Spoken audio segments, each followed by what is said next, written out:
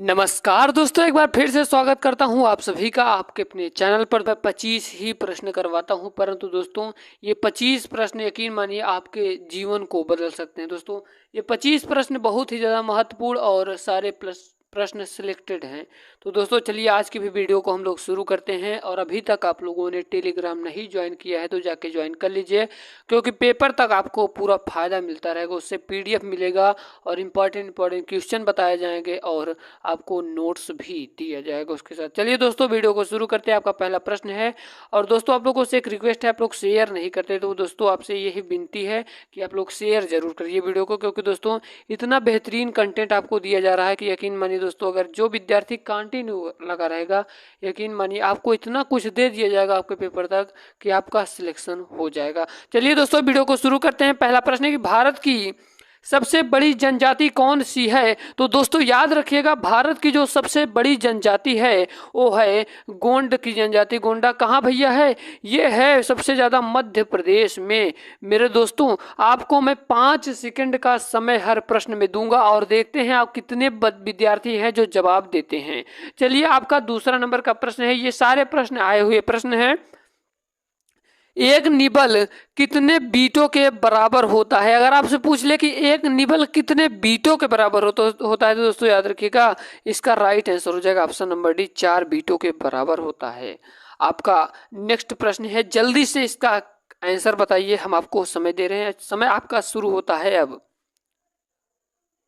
चलिए दोस्तों हम आपको इसका आंसर बताते हैं कि जादू घोड़ा की खान किसके लिए प्रसिद्ध है? तो दोस्तों जो जादू घोड़ा की जो खान है ये यूरेनियम के लिए प्रसिद्ध है। ऑप्शन नंबर सी वाला आपका सही हो जाएगा। हम लोग चलते हैं आपके अगले प्रश्न की ओर। आपका अगला प्रश्न है दोस्तों कि किसे टेक्नोनॉमी का जनक कहा जाता है? मेरे दोस्त तो किसे टेक्नोनॉमी का जनक कहा जाता है? तो याद रखिएगा किसको? कैरोलस लीनियस को टेक्सोनॉमी का जनक कहा जाता है। ऑप्शन नंबर सी वाला से हो जाएगा। आपका अगला प्रश्न है, ये वाला प्रश्न तो उम्मीद करता हूं ज्यादातर विद्यार्थी बता पाएंगे। भारतीय क्रिकेट कंट्रोल बोर्ड यानी कि बीसीसीआई का मुख्यालय कहां पर स्थित है? अगर ये प्रश्न पूछ ले तो भारतीय क्रिकेट कंट्रोल बोर्ड यानी कि बीसीसीआई का मुख्यालय कहाँ स्थित है? तो मुंबई में स्थित है। अगर पूछ लिया स्थापना कब की गई थी तो मेरे दोस्त 1928 ईस्वी में स्थापना की गई थी। ठीक है, हम लोग चलते हैं अपने अगले प्रश्न की ओर।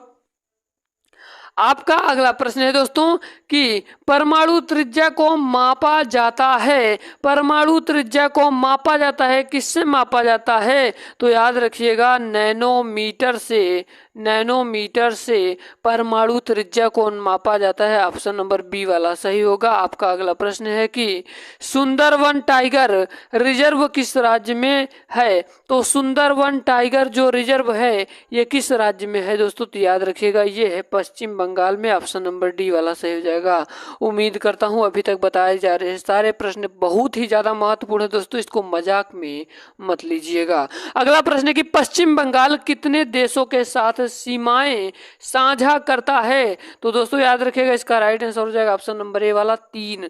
हम दोस्तों आपको बता दूं कि कल से आपको रेगुलरिटी आपको इतिहास से शुरू करेंगे दोस्तों। कल से प्राचीन इतिहास से हर एक टॉपिक को कवर करते हुए आपको हर एक प्रश्न को करवाते हुए चलेंगे। जो विद्यार्थी कल से जुड़ा रहेगा यकीन मानिए आपको हर प्रश्न वही बताए जाएंगे, जितने प्रश्न यहाँ पर बताए जाएंगे वही आपके एग्जाम में आएगा। ठीक है, तो कल से आप लोग तैयार रहिएगा दोस्तों। आज प्रैक्टिस कर लेते हैं पूरे जीएसजी की दोस्तों, और कल से करेंगे इतिहास से शुरू करेंगे और तब तक इतिहास चलेगा जब तक खत्म नहीं हो जाएगा। फिर हम एक एक पॉइंट को आपको कवर करवाते चलेंगे। विश्व का सबसे विशाल आर्द्र भूमि कौन सा है? तो दोस्तों याद रखिएगा इसका राइट आंसर हो जाएगा ऑप्शन नंबर डी वाला पैंटानल है। आपका 10 नंबर का प्रश्न कह रहा है कि किस मुगल साम्राज्य ने गद्दी पर बैठते समय आलमगीर की उपाधि धारण की? तो आलमगीर की उपाधि किसने धारण की मेरे दोस्त? याद रखिएगा इसका राइट आंसर हो जाएगा ऑप्शन नंबर सी वाला औरंगजेब ने आलमगीर की उपाधि धारण की। 11 नंबर का प्रश्न कह रहा है कि अंतरराष्ट्रीय महिला दिवस कब मनाया जाता है? तो अंतरराष्ट्रीय जो महिला दिवस है दोस्तों ये 8 मार्च के दिन मनाया जाता है। ऑप्शन नंबर ए वाला सही होगा। आपका अगला प्रश्न है कि शेरशाह सूरी जो थे अथवा शेर खान का असली नाम क्या था। तो दोस्तों ये प्रश्न बहुत बार आ गया है, तो आपको बता दूं फरीद था, ऑप्शन नंबर बी वाला सही होगा। हम लोग चलते हैं अपने अगले प्रश्न की ओर। आपका 13 नंबर का प्रश्न है, कह रहा है कि माल एवं सेवा कर यानी कि जीएसटी परिषद के पहले अध्यक्ष कौन थे। तो दोस्तों याद रखिएगा अरुण जेटली जी थे। क्या थे? माल एवं सेवा कर यानी जीएसटी परिषद के पहले अध्यक्ष अरुण जेटली जी थे। ठीक है, ये बातों को बड़े ध्यान से सुनते चलिए। आपका अगला प्रश्न है कि पादप कोशिका भित्ति किससे बनी होती है। तो दोस्तों पादप कोशिका जो भित्ति है ये सेलुलोज की बनी होती है, सेलुलोज और पेक्टिन की। ऑप्शन नंबर बी वाला आपका सही होगा। हमारा अगला प्रश्न है कि भारत ने अपना पहला परमाणु परीक्षण कहाँ पर किया था।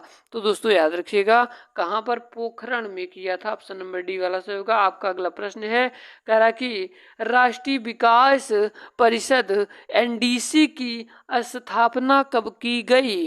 तो दोस्तों याद रखिएगा ये 1952 ईस्वी में की गई थी। ऑप्शन नंबर ए वाला सही होगा।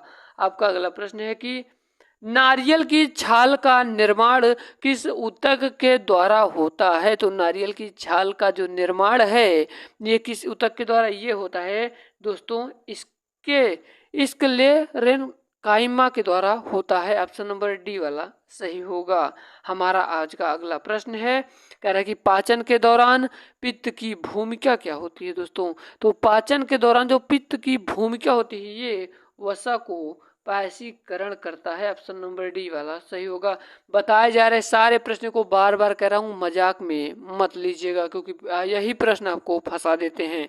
भारत का पहला सुपर कंप्यूटर किसे माना जाता है। तो भारत का पहला सुपर कंप्यूटर परम 8000 को माना जाता है।